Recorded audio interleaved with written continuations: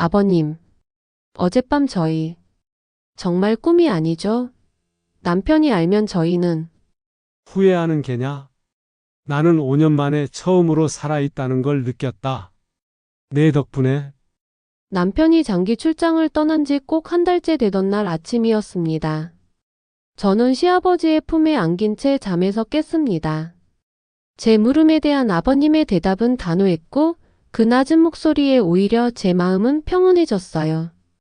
남편과의 결혼 생활 5년 동안 단 한 번도 느껴보지 못했던 완전한 충만감이 온몸을 감싸고 있었으니까요.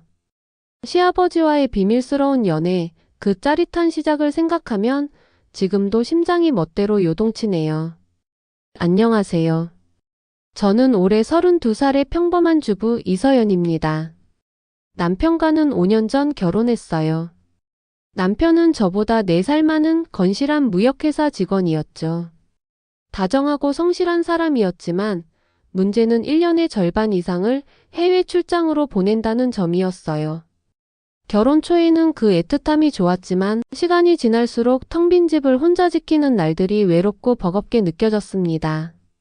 남편이 없는 밤이면 밀려드는 공허함에 잠 못 이루기 일쑤였고 그런 제 마음을 남편은 알아주지 못했죠. 그는 언제나 일에 치여 피곤해했고 어쩌다 함께 있는 시간에도 우리의 대화는 겉돌기만 했습니다. 특히 저희를 힘들게 했던 건 부부 관계였어요. 남편은 늘 피곤하다는 말을 입에 달고 살았고 우리의 관계는 한 달에 한 번 있을까 말까 한 연례 행사처럼 변해버렸죠. 그마저도 의무감에 치르는 듯한 남편의 태도에 저는 여자로서의 자존감마저 무너져 내리는 기분이었습니다. 아직 젊고 사랑받고 싶은 제 마음은 채워지지 않는 갈증으로 타들어갔어요. 남편이 곁에 있어도 저는 늘 외로웠습니다. 시아버님은 5년 전 어머님이 돌아가신 후 혼자 지내고 계셨어요.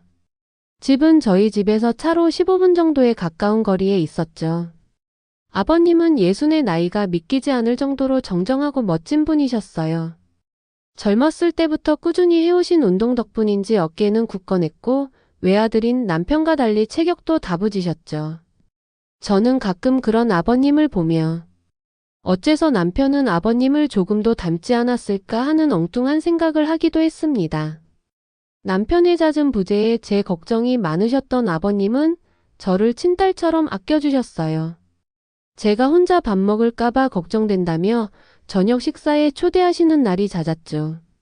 처음에는 어색했지만 아버님 댁에서 함께 저녁을 먹고 TV를 보며 이야기를 나누는 시간이 점차 편안해졌습니다.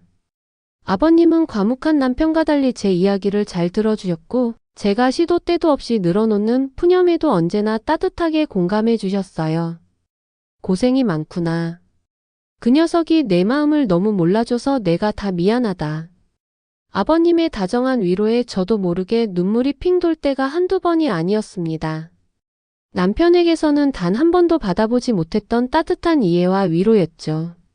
저는 점점 아버님께 의지하게 되었습니다. 주말이면 밑반찬을 해다 드린다는 아버님 댁에 찾아가 청소도 해드리고 함께 장을 보러 다니기도 했어요. 가끔 주변 사람들이 저희를 다정한 부부로 오해할 때면 저는 괜히 기분이 좋아져 아버님 팔짱을 끼며 저희 아버님 정말 멋지시죠? 라고 너스레를 떨기도 했습니다. 그러면 아버님은 껄껄 웃으시면서도 싫지 않은 표정을 지으셨죠. 사건이 있었던 건 남편이 3달짜리 미국 출장을 떠나고 한 달쯤 지났을 무렵이었습니다. 그날은 유독 비가 많이 내렸어요. 천둥 번개가 치는 궂은 날씨에 텅 빈 집을 혼자 지키고 있자니 외로움이 뼛속까지 스며드는 것 같았습니다. 남편에게 전화를 걸었지만 그는 바쁘다는 말만 남기고 서둘러 끊어버렸죠. 서운함과 외로움에 눈물이 쏟아질 것 같았어요. 그때 문득 아버님 생각이 났습니다. 아버님도 이 궂은 날씨에 혼자 쓸쓸하게 계시겠구나 싶었죠. 저는 냉장고에 있던 과일 몇 가지를 챙겨 들고 무작정 아버님 댁으로 향했습니다. 갑작스러운 제 방문에 아버님은 놀라셨지만 이내 따뜻한 미소로 저를 맞아주셨어요. 이 밤중에 웬일이냐. 비도 이렇게 오는데. 아버님도 혼자 계시면 적적하실 것 같아서요.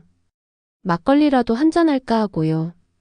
제 당돌한 말에 아버님은 잠시 놀란 듯 했지만 이내 부엌에서 파전이라도 부쳐야겠다며 웃으셨습니다. 그날 밤 저희는 거실에 마주 앉아 막걸리 잔을 기울였습니다. 빗소리를 배경 삼아 이런저런 이야기를 나누었죠. 술 기운이 오르자 저는 남편에 대한 서운함과 결혼 생활의 외로움을 전부 털어놓았습니다. 제 이야기를 묵묵히 듣고 계시던 아버님은 깊은 한숨을 내쉬며 제 술잔을 채워주셨습니다. 내가 아들이지만 그 녀석 참 무심한 놈이다. 너처럼 어여쁜 아내를 두고 어떻게 그럴 수 있는지. 아버님은 제 손등을 가만히 쓸어주시며 저를 위로해 주셨습니다. 그 순간 저는 아버님의 눈빛이 평소와 다르다는 것을 느꼈습니다. 며느리를 향한 안쓰러움이 아닌 한 여자를 바라보는 남자의 눈빛이었죠. 제 심장이 미친 듯이 뛰기 시작했습니다. 이러면 안 된다는 것을 머리로는 알고 있었지만 제 몸과 마음은 걷잡을 수 없이 아버님께 끌리고 있었어요. 몇 년간 잊고 살았던 남자의 따뜻한 온기, 저를 여자로 바라봐주는 뜨거운 시선에 온몸이 녹아내리는 것 같았습니다. 어느덧 시간은 자정을 훌쩍 넘기고 있었고 막걸리도 몇 병이나 비워냈습니다. 제가 비틀거리며 자리에서 일어나려던 순간 아버님이 제 팔을 잡아 이끄셨습니다. 그의 손길에는 망설임이 없었죠. 저는 저항하지 않았습니다. 아니, 저항하고 싶지 않았다는 표현이 더 맞을 겁니다. 아버님은 저를 안방으로 이끄셨고 저는 순순히 그를 따랐습니다. 우리는 넘지 말아야 할 선을 넘고야 말았습니다.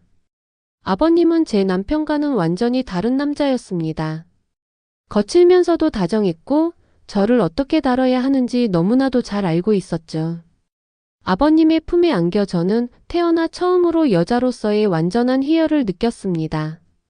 그것은 단순한 육체적 쾌락을 넘어선 깊은 교감과 위로였습니다. 그동안 저를 짓누르던 모든 외로움과 슬픔이 눈 녹듯 사라지는 기분이었어요.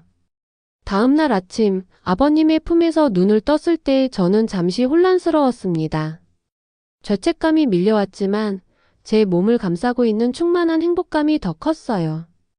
아버님은 그런 제 마음을 아셨는지 제 머리를 부드럽게 쓰다듬으며 말했습니다. 모든 건 내가 책임질 테니 아무 걱정하지 말거라.